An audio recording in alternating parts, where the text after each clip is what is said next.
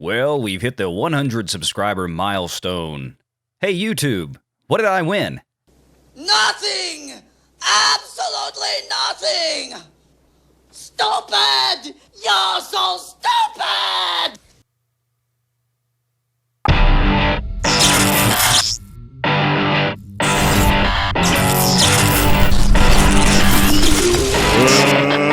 Let's get ready to rumble!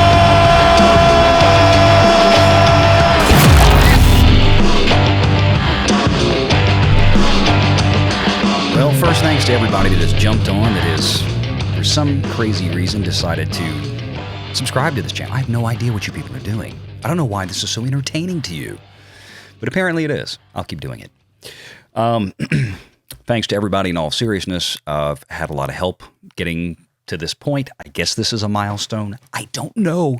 I don't know anything about this stuff. So I'm trying to learn as I go. Like I said in the beginning, I'm just here to have some fun. I don't care about, YouTube phantom money and anything else. I just got involved to have fun, talk about the things that I like in pop culture, the movies that I've grown up with, Star Wars, things like that. Try to save it from oblivion. This has been a rough couple of weeks for all of us, but I want to thank everybody for being here. I especially want to thank the guys at Echo Base Network for continuing to have me on their show. I have no idea why. I really don't. I'm lost on that one. But now that I have y'all's phone numbers, you're screwed. So anyway, on to what we wanted to talk about today. And I've had enough of the rumor stuff going on, so let's switch over to that. Boy, it has been fun. I can't even begin to describe the silliness that has happened since the interview was publicly released on Sunday. Look, let's cut to the chase. I did a video on this previously. Apparently, it was received very well. It was late Friday night, early Saturday morning. The buddies over at Echo Base, Coach and Nick and I stayed up till almost 3 o'clock that morning watching the Gina interview the moment it dropped on the member side of Daily Wire. I made a video the next morning, and I made a decision. I didn't want to spoil anything in it. I wanted to give everybody the chance to see it, to have the same kind of reaction, or at least have the opportunity to have their own initial reaction before it being spoiled out there. Now that I assume everybody watching this at this point has seen this, that video has been viewed. I think it's getting close to 3 million times by now, and that's on YouTube. That does not include the views that have happened on Daily Wire directly. And of course, people that watch Shapiro's show, a lot of them do watch directly on his website. So there may be another 1 million views there. Could be more.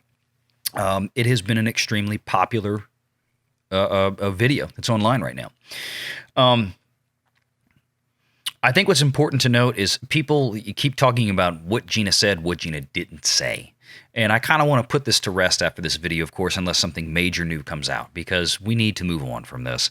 Not from the fight, not from the fight against the Twitterati mob against pop culture, but from this particular situation, because you know what? She's moved on to bigger and better things, and we wish her well, and would love to see her back in her role as Cara Dune one day. I think it's possible. I think down the road, I think Kathy Kennedy will have to be gone first. There's no question about that. But let's talk about some of the quote-unquote aftermath stuff that has come out. And I'm not putting up any web pages right now because, frankly, I don't want to advertise quote-unquote rumor sites that I just think are fishing for clickbait. I'm not a rumor channel. I don't want to be a rumor channel. I just want to talk about things that interest me, and for some reason you guys are here. I don't know. Again, I don't know why, but I thank you. I thank you for being here. A couple of the things that have come out of this, questions and comments that I've seen on other channels that I like to watch quite a bit. Channels like Midnight's Edge is a fantastic channel. Questions on other channels like Echo Base, as I've mentioned before.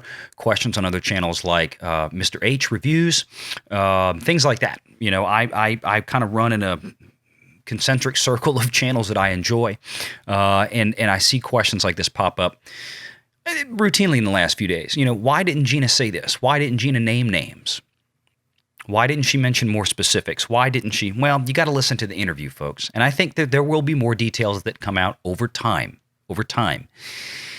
this is still very fresh. This wound is very fresh. And you have to listen to what she did say in that interview. You have to read the body language, her mannerisms, read between the lines.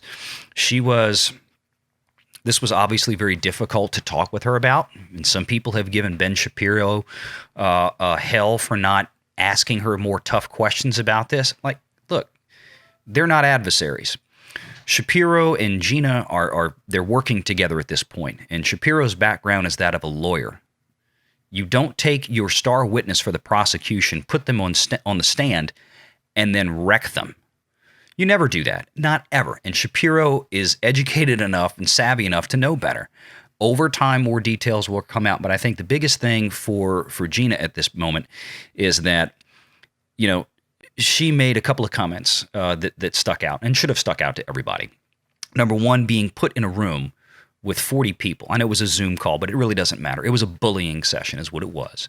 She was made to feel uncomfortable. She was made to feel just denigrated, and she was going to be forced to deliver some message that they wanted her to deliver, and it came down to a couple of words that were different, and she stood her ground. And that was at that moment that I think that the decision was made that they had to get rid of her because she wasn't bending the knee at the altar of the mob, which is a shame. But she also mentioned that there were other people still there, still inside Lucasfilm, that were very afraid of the corporate hierarchy of that entity, that subsidiary of Disney. So that's something that we all need to take notice of, because that's probably the big reason why Gina is not going to spill any more details at this point. She obviously, while she is strong enough to stand up for herself and she's willing to take the hits and keep moving forward, as Rocky once said, she is not the type of person that's going to put somebody else. She's not going to throw other people under the bus, even though she wouldn't mean to. But she knows that if she comes out and starts spilling more details of what happened with other people, what happened with her, it may endanger other folks there that aren't the big stars on the TV shows. They're the staff. They're the crew, the production crew. The people that aren't making $25,000 to $50,000 per episode. The people over there that might be making $50,000 to $100,000 a year. And again, in California money, that's not a lot. Okay, $100,000 a year out in Los Angeles, you're lower middle class, I think, because of the cost of living out there. So that's why. She doesn't want to endanger anything else. She knows what happened. She's moved on from it. She's looking to bigger and better things. I don't think she cares at this point, about herself, but it's the other folks there that she's not going to let get beat up. And then there's another rumor. All right, now I want to get to part two of this. And this is some of the rumors and the stuff that has come out since the interview has come out and gone full public Sunday. We have one side that I will name because the information based on what I know about Favreau, what we have seen, what has been public, things he has said in the past, the obvious things like Jon Favreau, Dave Filoni really doesn't either. They don't engage on Twitter. I think the last time Favreau made a post on Twitter was years ago, at least the last time I looked.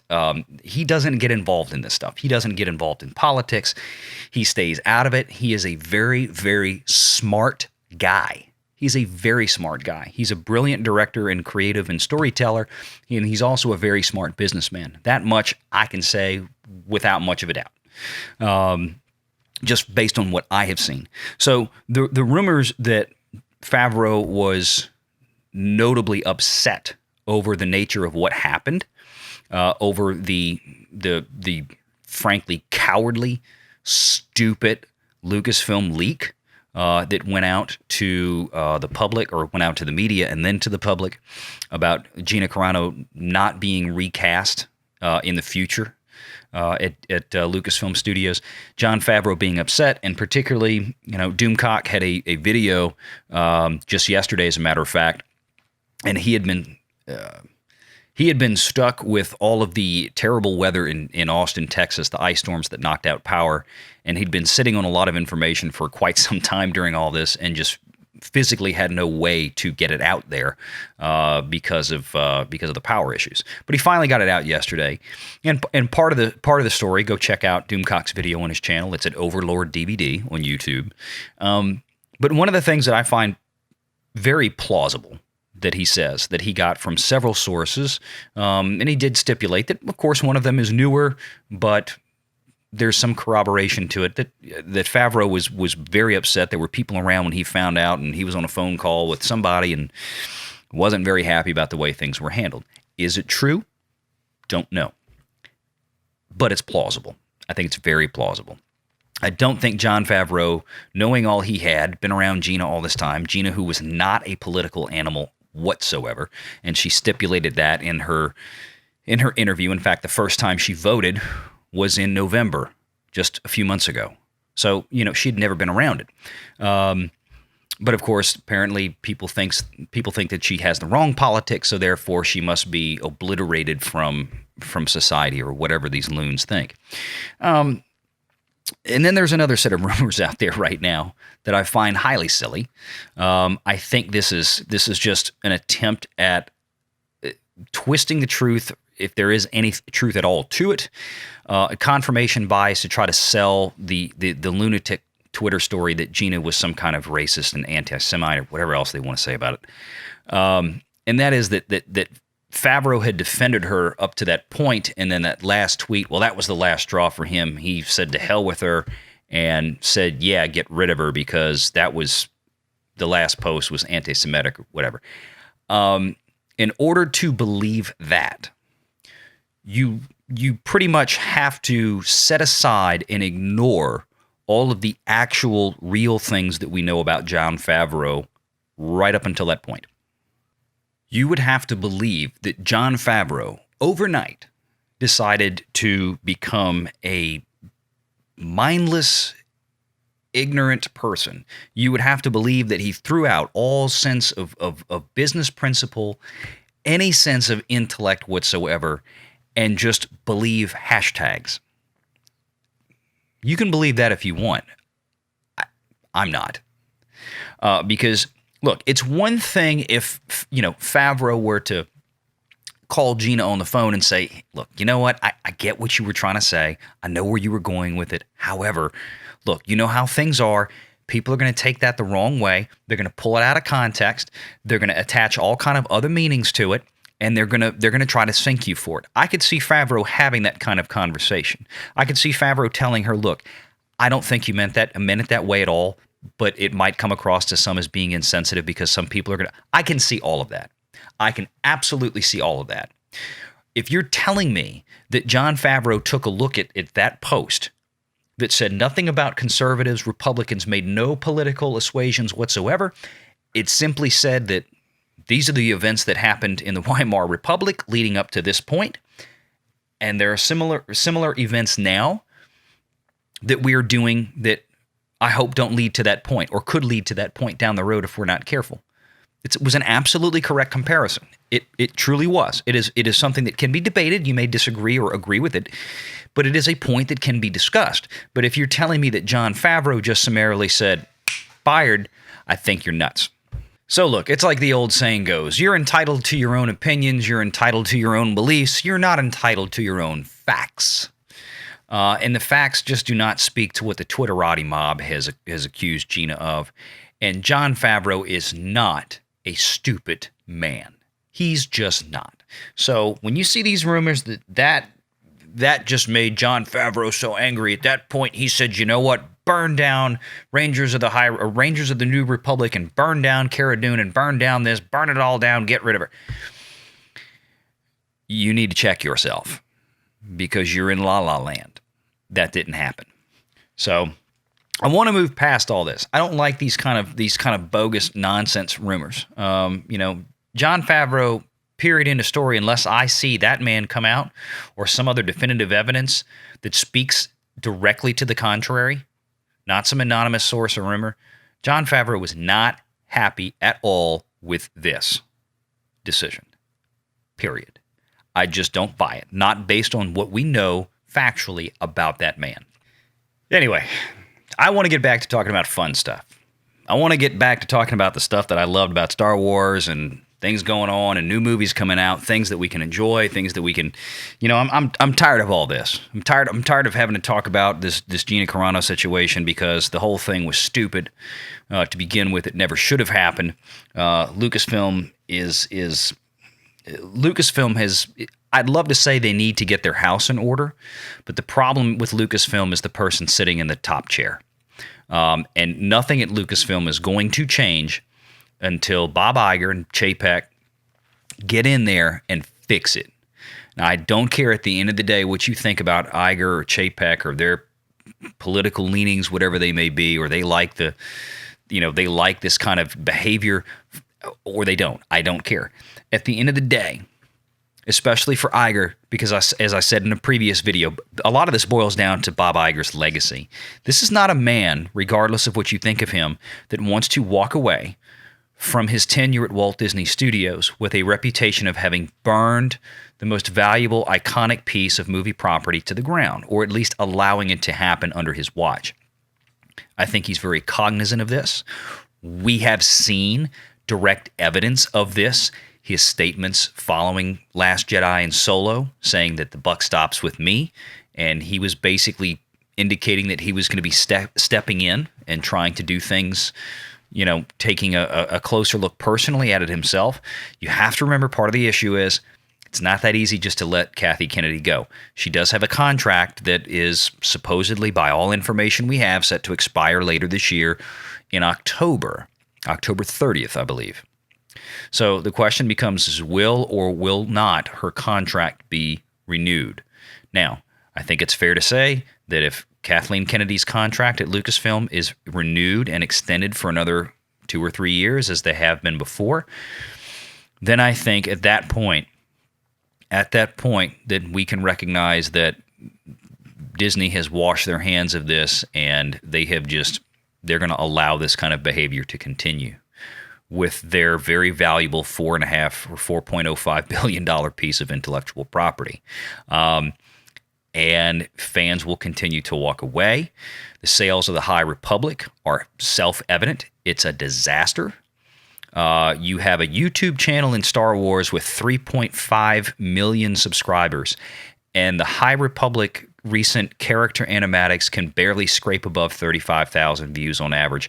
And a lot of those views are coming from people going onto those videos just to downvote it and post comments about Kathy Kennedy. You pull those out, those things are even lower.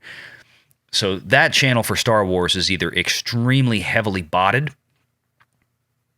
or people just don't care about the High Republic. It's ridiculous. You have channels that have 1/10, less than a tenth of the number of subscribers that Star Wars do, and their average videos get 4 to 5 times more views than the ones coming out on the Star Wars YouTube channel. That is absurd, and it's very telling.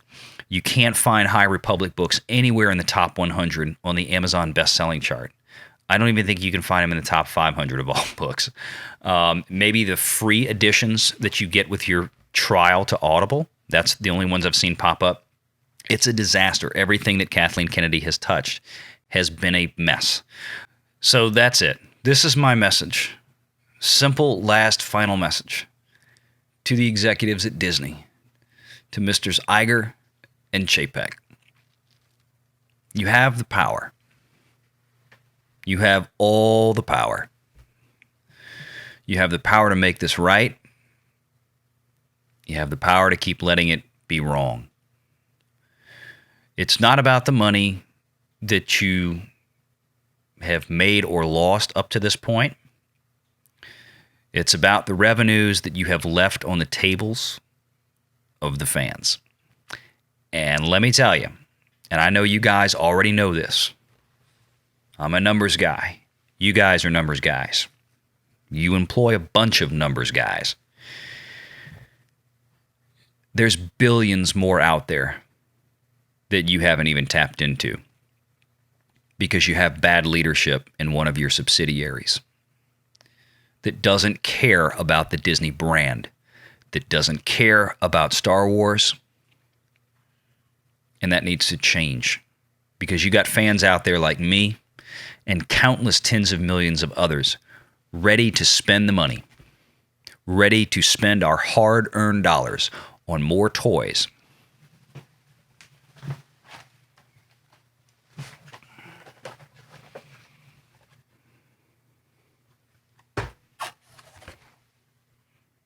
And my black edition is on the way. Bought it off eBay. Why? Because I was very unhappy with the behavior that I've witnessed, as many other people are. But I'm asking you guys, we want to buy more. We want the Star Wars that we love. You know, we don't want politics injected in Star Wars. If you want us to come back and buy the merchandise, if you want us to come back and buy the movies, the new stuff that you guys produce, if you want us to come back, if you want us to visit Galaxy's Edge and spend money there on the brands that you are building under Star Wars, we'll be happy to do it. But it needs to be Star Wars. That's it. It's simple. We're here. We're ready. We want you to make it right. Please make it right. Put the right people in charge of the creativity of your subsidiaries, particularly Lucasfilm. You have a great guy there now. Maybe he's not the one to be the studio head, but he's certainly the one to be your creative director. Take care.